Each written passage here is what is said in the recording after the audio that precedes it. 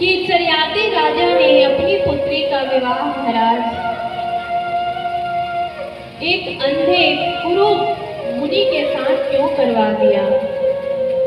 इतने बड़े राजा हैं और अपनी पुत्री का विवाह एक नेत्रहीन संत के साथ क्यों करवा दिया?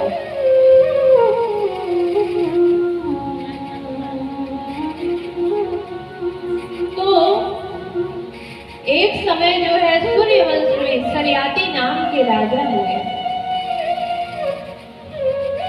सरियाती राजा की 4000 रानियां थी और एक पुत्री थी, उनका नाम सुकन्या था। एक समय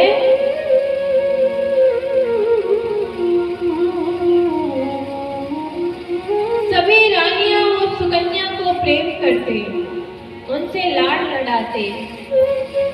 एक ही बेटी थी और स्नेह से पाली पोषी गई थी। उनके नगर के थोड़ी दूर में एक दिव्य सरोवर था। वो सरोवर के जितने उधर स्थान था वो इतना सुंदर था कि पक्षियां चहचहा रही थी। सरोवर का सुंदर मनोरम दृश्य था महाराज। चारों तरफ हरियाली का वातावरण था। कोयल कलरव कर रहे थे। दिव्य नजारा था वहां का। वो जो सरोवर था उसमें सीढ़ी नुमा सरोवर था। कमल के पुष्प खिले हुए थे। उसी सरोवर के थोड़ी दूर में एक जो है च्यवन मुनि नाम के ऋषि तपस्या कर रहे थे। एकांत स्थान जानकर वो मुनि वहां पर तपस्या कर रहे थे। कृत्वा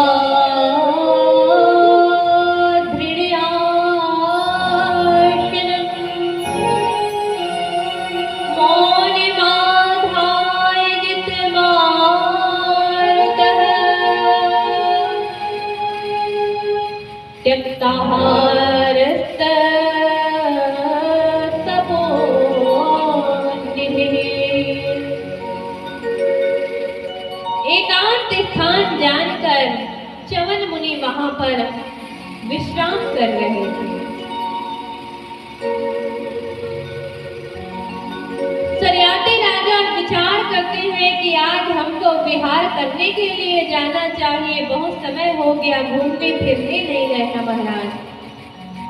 तो जितनी अपनी रानियां थी और उनकी जो पुत्री थी सुकन्या, हाथी घोड़े लेकर सेना सहित आज विचरण करने के लिए निकल गए। उसी सरोवर के किनारे आ गए घूमने के लिए। सेना सहित विशाल सेना महाराज के सभी घूमने के लिए सरोवर के किनारे पर आ गए। इधर राजा जो है उस सरोवर में अपनी रानियों के साथ विहार करने लगे। एक दूसरे के ऊपर जल फेंक रहे हैं, विहार कर रहे हैं, हंसी ठिठोली कर रहे हैं महाराज। और इधर कन्या अपनी सखियों के साथ वो भी उस नजारे का आनंद उठा रही है, लुत्फ उठा रही है, सखियों के साथ घूम रही है। घूमते घूमते घूमते बहुत दूर अपनी सखियों के साथ सुकन्या आगे चली गई। वहीं पर च्यवन मुनि तपस्या कर रहे थे। च्यवन मुनि अपने सारी इंद्रियों को जो है अपने वश में कर अपने मन को वश में कर वहां तपस्या कर रहे थे।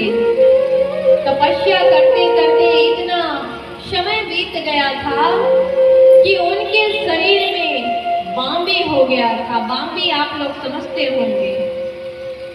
वो जो मिट्टी जैसे पूरा उनका शरीर ढक गया था महाराज। ऐसा ढका हुआ था उनका शरीर कि उनका बस नेत्र ही दिख रहे थे, बाकी पूरे शरीर में उनके मिट्टी का ढेर लग गया था, मिट्टी का टीला बन गया था। इतना तपस्या में लीन थे वो महाराज। उसी जगह में सुकन्या अपनी सखियों के साथ आ गई है और उनके नेत्र की ज्योति, दोनों नेत्रों की ज्योति चमक रही है। ऐसा प्रतीत हो रहा है कि कोई जुगनू है जो चमक रहा है। ऐसा च्यवन मुनि का जो है रूप हो गया है। एक समय जब वो देवी सुकन्या वहां पर सखियों के साथ आई है, का किरण है और क्या होती है, बच्चे क्या होते हैं, ठिठोली करने में, नई नई चीजों को देखने में उनको आनंद आता है। उसी क्षण सुकन्या ने एक उसी स्थान पे कांटा पड़ा हुआ था, उनको उठा लेती है और ऋषि का जो नेत्र था जुगनू की तरह चमक रहे थे, वो कांटा लेकर उनके नेत्रों को भेद दिए। च्यवन मुनि देख रहे हैं, कहते हैं च्यवन मुनि, हे कन्या तुम मुझे छेड़ो मत, मैं मुनि हूँ, यहाँ तपस्या कर रहा हूँ। और वो कन्या जो है उनके नेत्रों को भेद दिए, कांटे लगा दिए उनके आंखों में और उनका आंख वही ऋषि नेत्रहीन हो गए। कराह रही है दर्द से, तुमने क्या कर दिया, मैं तपस्या कर रहा था और तुम क्या अनर्थ कर दिए। ऐसे जो है च्यवन मुनि बोलने लगते हैं। अब उनको प्रतीत नहीं होता, उनको पता ही नहीं चला कि मैंने कितना बड़ा अपराध कर दिया है। वहीं पर कन्या अपनी सखियों के साथ अपने पिताजी के पास, अपनी माताओं के पास चली गई। सबके सब विहार करके राजमहल में जैसे ही पहुंचे महाराज, वैसे ही जितने सेना थे, जितने हाथी घोड़ा थे, सबके सबका मल मूत्र अवरुद्ध हो गया। सभी बीमार पड़ने लगे। राजा अपना परेशान है, रानियां भी परेशान है और सबके सब बीमार हो गए हैं। किसी का मल मूत्र अवरुद्ध हो गया है, कोई इधर बीमार पड़े हुए हैं। हर किसी की स्थिति जो है, सब लोग तड़प रहे हैं महाराज वहां पर।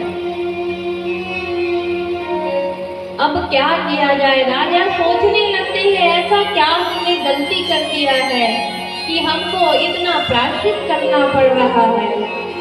राजा जो है सबको बुलाते हैं और कहने लगते हैं, सेनाओं को बुलाकर कहने लगते हैं कि आप लोगों के साथ कोई गलती हुई है क्या? गलती अगर हुई होगी तो हमको आप बता दीजिए। सभी विचार विमर्श करने लगते हैं। सबको, किसी को कुछ पता नहीं है कि किसके साथ ये ऐसा अपराध हो गया है, क्या अपराध हुआ है हमारे साथ। जब पिताजी को बात करते हुए वो कन्या देखती है तो कन्या आकर अपने पिताजी से कहती है, हे पिताजी मुझे माफ कर दीजिए, मुझसे एक बहुत बड़ी गलती हो गई है, मैं विहार कर, मुझसे एक अपराध हो गया है। राजा पूछते हैं क्या हो गया बेटी? तो कन्या कहती है कि मैं जब अपनी सखियों के साथ उस वन में घूम रही थी तो मैं दो जुगनू की किरण देखी और मुझे लगा कि ये कुछ चमक रहा है जुगनू की तरह। तो मैंने, एक ऋषि वहीं पर बैठे थे तो कांटे लेकर उनके आंखों में चुभो दिया है। जब ऐसे राजा को पता चला तो राजा जो है सेनाओं सहित अपने रथ पर सवार होकर के जंगल में पहुंच गए महाराज। यदि हमारे साथ कोई गलती हो जाती है तो हमको उस गलती का प्रायश्चित कर लेना चाहिए। यदि आजकल का जमाना होता तो क्या करते, ऋषि के आंख को तो फोड़ दिए हैं, नेत्रहीन उनको कर दिए। आजकल के बच्चे होते तो अपना गलती ही स्वीकार नहीं करते हैं। किसी का एक्सीडेंट करके चले गए, किसी को गिरा कर चले गए। यदि रास्ते में कोई कराह रहा है दर्द से, किसी का एक्सीडेंट हो गया तो अपना गलती स्वीकार नहीं करते महाराज। वही उस इंसान को छोड़कर बिलखते तड़पते छोड़कर आ जाते हैं आजकल के बच्चे। और ज्यादा होता है तो आजकल तो वीडियो आ गया है, मोबाइल पे वीडियो बनाने लगते हैं, हंसने लगते हैं उनके ऊपर, अपने पापों का प्रायश्चित करना भूल जाते हैं। यदि कोई दुखिया इंसान आपको रास्ते पर मिल जाते हैं तो उनकी सहायता करने में क्या दिक्कत है महाराज। थोड़ा सा सहायता कर दो, थोड़ा सा समय दे दो उनको। हॉस्पिटल तो कम से कम पहुंचा सकते हैं कि नहीं, पर नहीं। और भक्ते अपने घर में आ जाते हैं, पुलिस को इन्फॉर्म नहीं करते हैं, किसी की सहायता नहीं करते हैं। लेकिन सुकन्या को आप देखिए, सुकन्या अपनी गलती का एहसास करती है, प्रायश्चित करती है, पिताजी को सारी बातें सच सच आकर बता देती है। पिता जो है आज रथ में सवार होकर जंगल चले गए, उसी स्थान पर जहां पर च्यवन ऋषि बैठे थे। आकर मुनि को प्रणाम करते हैं और कहते हैं, हे मुनिवर, आप हमको प्रणाम कर दीजिए, माफ कर दीजिए, हमसे बहुत बड़ी गलती हो गई है, हमसे बहुत बड़ा पाप हो गया है। मेरी बेटी से गलती से आपके नेत्रों में कांटे चुभो दिए गए हैं, इसलिए मैं अपनी बेटी की तरफ से आपसे माफी मांगता हूँ। आप मेरी पुत्री को क्षमा कर दीजिए महाराज। ऋषि जो है क्या होते हैं, सरल स्वभाव के होते हैं। संत हृदय नवनीत समाना। संतों का हृदय क्या होता है, मक्खन की तरह नरम होता है महाराज। राजा कहते हैं मुनि को कि आप मेरी पुत्री को माफ कर दो महाराज, मेरी पुत्री से भूल हो गई है। उनको नहीं पता था कि ये आपके नेत्र हैं। हे महाराज, मैं आपकी सेवा करने के लिए तत्पर हूँ, तैयार हूँ। आपके जो नेत्र हीन हो गए हो आप, तो मैं आपके लिए हजारों दास दासियां यहाँ पर छोड़ देता हूँ आपकी सेवा के लिए। वो आपकी सेवा करेंगे और आप अच्छे से इधर तपस्या कीजिए महाराज। इस प्रकार जो है राजा कहने लगते हैं, आप चिंता मत कीजिए, आपकी हर प्रकार से इधर सेवा होगी, आपको कष्ट झेलने नहीं पड़ेंगे महाराज।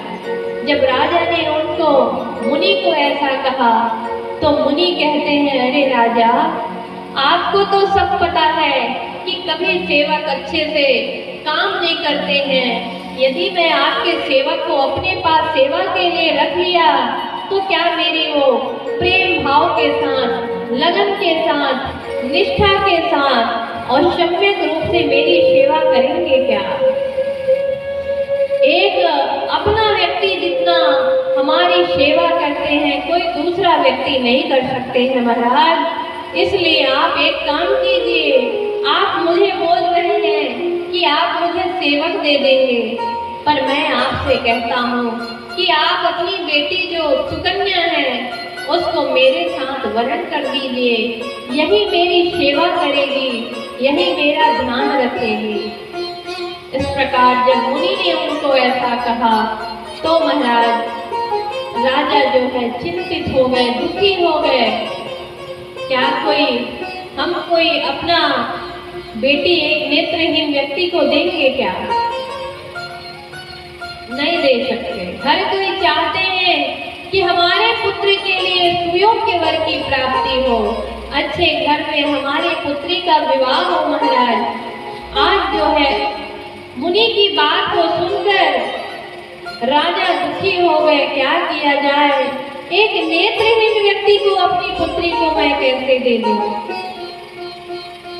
माताएं चिंतित हो गई। अरे हमारी बेटी इतने प्यार से पली बढ़ी है, इतने प्यार से हम लोग पाले पोसे हैं, जहाँ जाती है हजारों दास दासियों के साथ हमारी पुत्री जाती है। आज इस निर्जन वन में अपनी पुत्री को हम कैसे छोड़ दें? इतना सुनसान इलाका है, एक मुनि बस यहाँ रहते हैं। हम अपनी बेटी को इस निर्जन वन में इस नेत्रहीन मुनि के पास कैसे छोड़ दें? सभी रानियां दुखी हैं, राजा दुखी हैं।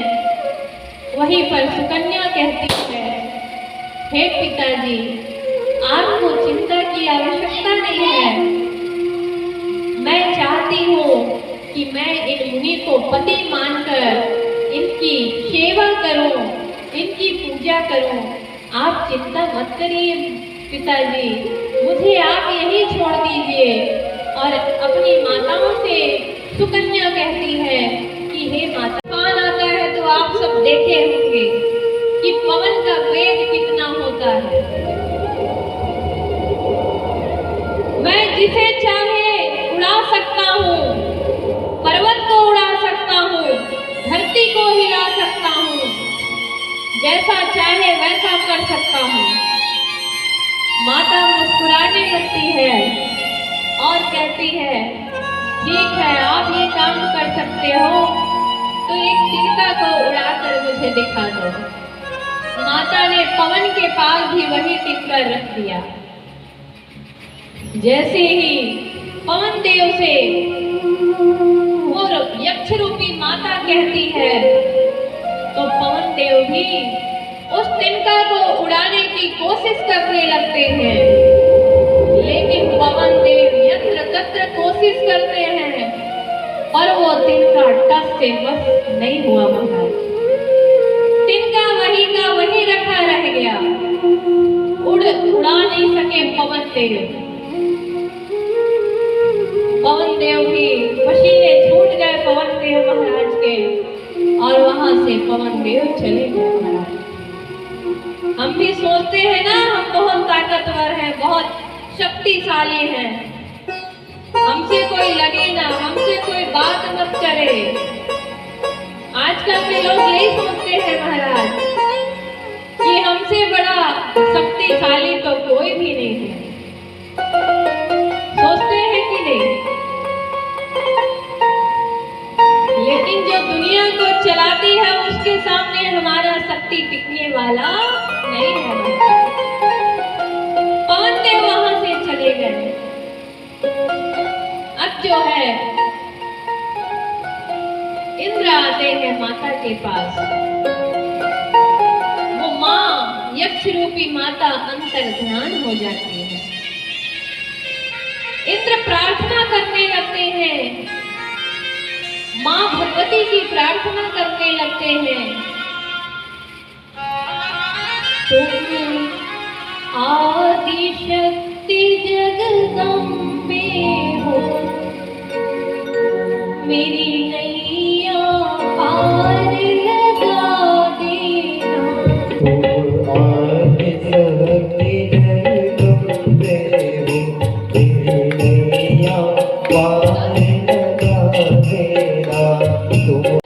बेटा जो है, पुत्र जो है, कामी हो गया, क्रोधी हो गया, लोभी हो गया, दूसरे के धन को छीन लेता, दूसरे की पुत्री को छीन कर ले आता। ऐसा सत्यव्रत हो गए महाराज। अरुण राजा अपने पुत्र के स्थिति को देखकर परेशान रहने लगे। मैं तो इतना अच्छा हूँ, मेरा पुत्र कैसे कुमारी हो गया है। एक समय सत्यव्रत की दिन प्रतिदिन की अत्याचारों से महाराज परेशान हो गए थे। अब मैं क्या करूं, मेरा पुत्र इतना दुष्ट हो गया है। उस समय जो है सत्यव्रत एक विप्र का विवाह हो रहा था, एक ब्राह्मण देव का विवाह हो रहा था, और जिस कन्या के साथ उस ब्राह्मण का विवाह हो रहा था उसी को सत्यव्रत हरण करके ले आया, महल में ले आया। राजा जितने वहां लोग थे, जितने ब्राह्मण देव थे, सब आ गए राजा के पास और शिकायत करने लगते हैं, महाराज आपका पुत्र कितना जो है दुष्ट है। इन्होंने जो ब्राह्मण के साथ इनका विवाह हो रहा था उस कन्या को ये छीन कर ले आया है, भगा कर ले आया है। कितना दुष्ट है आपका पुत्र जो है। राजा उन तानों से परेशान हो गए। हर माता पिता यदि पुत्र कुपुत्र हो जाए तो माँ बाप को दिन रात चिंता लगी रहती है कि हमारा पुत्र को हम कैसे अच्छे रास्ते पर लाए, कैसे अपने पुत्र को अच्छा मार्ग बतलाएं, जिससे वो माता पिता की बात को सुने, बड़ी की बात को माने, माता पिता का अपमान न करे। हर माँ बाप चाहते हैं कि हमारा पुत्र सुयोग्य हो।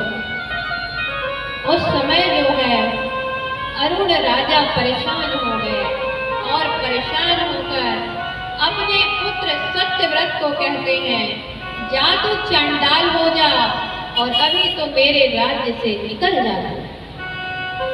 तू मेरे राज्य में रहने का अधिकारी नहीं है, मेरे राज्य से तू निकल जा, मैं तुमको अपने राज्य में नहीं रख सकता। देखिए राजा कैसे होते हैं महाराज। राजा को ऐसे ही होना चाहिए कि कोई प्रजा को परेशान ना हो, कोई प्रजा हमारे से तंग ना हो, दुखी ना हो। आज अपने प्रजा को सुखी रखने के लिए अरुण राजा ने अपने पुत्र को त्याग दिया। महाराज इतने बड़े कोई त्यागी होंगे क्या? हम तो कुछ त्यागने के लिए तैयार नहीं रहते। राजा ने अपने पुत्र को त्याग दिया महाराज। उस समय जो है सत्यव्रत राजा जंगल जंगल भटकने लगे, पिता की बात को मानकर इधर उधर घूमने लगे, विचरण करने लगते, जो मिलता वो खा लेते। जैसा जीवन मिला था जंगल में वैसे ही वो गुजारने लगे अपना, आखेट कर करके, मांस का भक्षण कर करके उस जंगल में वो सत्यव्रत जो है रहने लगे। ऐसा समय बीतने लगा। एक समय जो है अरुण राजा के वो तपस्या करने के लिए अपने राज्य को छोड़कर तपस्या करने के लिए निकल गए। अब जो है राजा यदि चला जाए तो प्रजा का अधर्म बढ़ जाता है। क्या होता है, यदि हमारे ग्राम का कोई मुखिया सरपंच है, यदि आचार संहिता लग जाता है तो गांव में ही देखने को मिल जाता है गांव की स्थिति कैसे खराब हो जाती है। उस समय सत्यव्रत राजा जो है तपस्या करने के लिए राज्य छोड़कर निकल गए और राज्य में अधर्म का बोलबाला हो गया। पूजा पाठ होना बंद हो गया, यज्ञ जप तप ध्यान धार्मिक काम होने बंद हो गए। तो इंद्र भी परेशान हो गया और वर्षा करना भी बंद कर दिया। वर्षा होना बंद हो गया तो अकाल हो गया।